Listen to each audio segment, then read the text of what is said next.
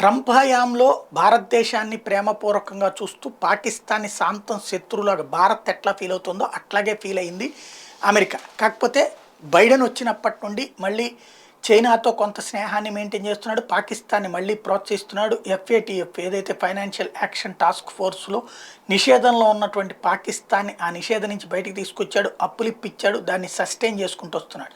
అట్లాగే పాకిస్తాన్కి సంబంధించినటువంటి సైనిక అధికారి ఇప్పుడు అమెరికాకి చేరుకున్నాడు. వాళ్ళ చీఫ్ వచ్చేటప్పటికి చేరుకుని అక్కడ వీళ్ళతో బ్లింకెన్తో మాట్లాడాడు, ఏదైతే విదేశాంగ మంత్రితో.